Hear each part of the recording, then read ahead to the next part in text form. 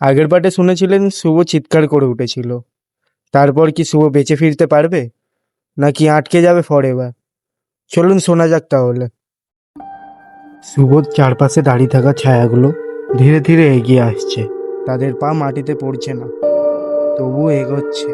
ঘরের বাতাস ভারী হয়ে গেছে, শ্বাস নিতে কষ্ট হচ্ছে। শুভ পেঁচাতে পেঁচাতে দেওয়ালে ঠেকে গেল, আর হাতে ধরা বইটা যেন আগুনের মতন গরম হয়ে উঠেছে। পাতাগুলো আবার নিজে থেকে উল্টাতে শুরু করলো। হঠাৎ থেমে গেল। লেখাগুলো ধীরে ধীরে স্পষ্ট হলো। পাতার উপরে লেখা, রায়বাড়ির ইতিহাস। শুভর চোখ কাঁপতে লাগলো। এই বাড়িটা এক সময় খুব বিখ্যাত ছিল। রায়বাড়ি, একটা বড় জমিদার পরিবার থাকতো এখানে। বাড়িতে ছিল অনেক লোক, চাকর, অতিথি। কিন্তু বাড়ির একটা নিয়ম ছিল, কেউ উপরের তলায় যেত না। কেন সেটা কেউ জানতো না। শুধু একটা কথা সবাই বলতো, ওই তলাটা অভিশপ্ত। একদিন বাড়িতে একটা মেয়ে আসে। কেউ জানতো না সে কোথা দিয়ে এসেছে, কেউ তাকে আনেনি। তবুও সে ছিল। সে কথা বলতো না, কারোর সাথে মিশতো না, শুধু জানালার পাশে দাঁড়িয়ে থাকতো। দিনের পর দিন, রাতের পর রাত, লোকজন তাকে নাম দিল নিঃশব্দ মেয়ে। ধীরে ধীরে বাড়িতে অদ্ভুত ঘটনা শুরু হলো। রাতে পায়ের শব্দ, ফিসফিসিনি আওয়াজ, দরজা নিজে নিজে বন্ধ হয়ে যাবে। আর যারা যারা ওই মেয়েটার কাছে যেত, তারা বদলে যেত, চুপ হয়ে যেত, ফাঁকা চোখ, ঠিক এখনকার মতন। এক রাতে পুরো বাড়ি নিঃশব্দ হয়ে গেল। সকালে দেখা গেল সবাই আছে, কিন্তু কেউ বেঁচে নেই। তাদের চোখ খোলা, শরীর দাঁড়িয়ে, কিন্তু প্রাণ নেই। আর সেই মেয়েটা, সে এখনো জানালার পাশে দাঁড়িয়ে, চুপচাপ। তারপর থেকে যেই বাড়িতে ঢুকেছে, সে আর পুরোপুরি বের হতে পারেনি। তার একটা অংশ থেকে গেছে এখানে, একটা ছায়া, একটা মুক্তি, একটা অপেক্ষা।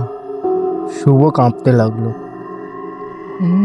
না, এটা আমার সাথে কেন হচ্ছে?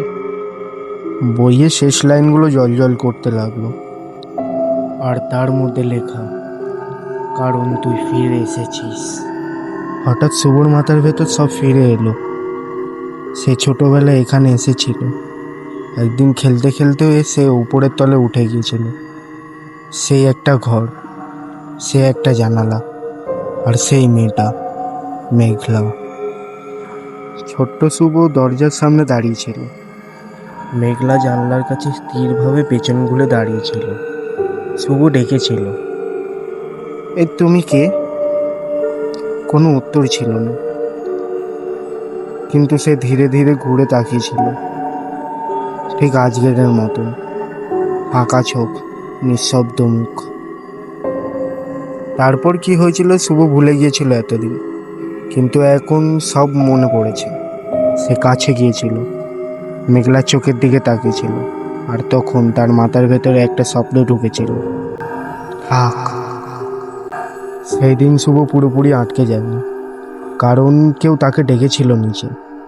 সে দৌড়ে নেমে গিয়েছিল, কিন্তু তার একটা অংশ থেকে গিয়েছিল এখানে, এই বাড়িতে। শুভ হাঁপাতে লাগলো। তাহলে এখন কেন? বইটা নিজে থেকে বন্ধ হয়ে গেল। তার কভার থেকে একটা লাইট ফুটে উঠল, আর তার মধ্যে লেখা, অসম্পূর্ণ গল্প শেষ করতে হয়, চারপাশের ছায়া এখন আরো কাছে।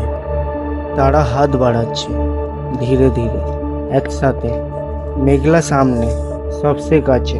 তার চোখ এবার জ্বলছে, কিন্তু সে এখনো একটাও শব্দ বলছে না। শুভ বুঝতে পারল, মেঘলা কোনো সাধারণ আত্মা নয়। সেই বাড়ির কেন্দ্র, শুরু, শেষ, সব কিছু। আর এই বাড়ির ছায়াগুলো, সবাই যারা আটকে গেছে। শুভর সামনে দুটো রাস্তা। 1 নম্বর পালানো, যা প্রায় অসম্ভব। 2 নম্বর গল্পটা শেষ করা। সে বইটা আবার খুলল। শেষ পাতায় খালি জায়গা, শুধু লেখা, শেষটা লেখ। শুভ কাঁপা হাতে লিখতে শুরু করলো, এই বাড়ির আত্মাগুলো মুক্তি পাবে। লেখার সাথে সাথে চারপাশের ছায়াগুলো থেমে গেল, মেঘলাও থেমে গেল। বাড়িটা কাঁপতে শুরু করলো। দেয়াল ভাঙছে, হাওয়া ঝড়ের মতন বইছে, ছায়াগুলো একে একে মিলিয়ে যাচ্ছে। শেষে শুধু একজনই দাঁড়িয়ে রইল, মেঘলা। সে ধীরে ধীরে শুভর সামনে এলো, খুব কাছে। তার চোখ এবার শান্ত, কিন্তু এখনো নিঃশব্দ। শুভর চোখে জল চলে এলো। সে লিখলো, তোমারও মুক্তি হবে। মেঘলার চোখে হালকা আলো জ্বলে উঠল। সে হাত বাড়ালো, কিন্তু ছুলো না, শুধু দাঁড়িয়ে রইল। সব কিছু অন্ধকার হয়ে গেল। শুভ হঠাৎ চোখ খুলল। সে বাড়ির বাইরে পড়ে আছে। সূর্যের আলো, পাখির ডাক, সব কিছু স্বাভাবিক। বাড়িটার দিকে তাকালো। এটা এখনো ভাঙা, ফাঁকা, কোনো উপস্থিতি নেই। শুভ ধীরে ধীরে হাঁটতে লাগলো। হঠাৎ তার চোখ পড়ল জানালার ভেতর। একটা ছায়া দাঁড়িয়ে, লম্বা চুল, স্থির। শুভ থেমে গেল। তার ঠোঁট শুকিয়ে গেল, কারণ সে জানে সবাই মুক্তি পায় না।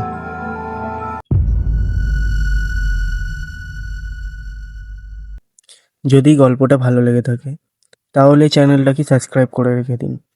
আবার আসতে চলেছি কিছু অজানা অচেনা গল্প নিয়ে।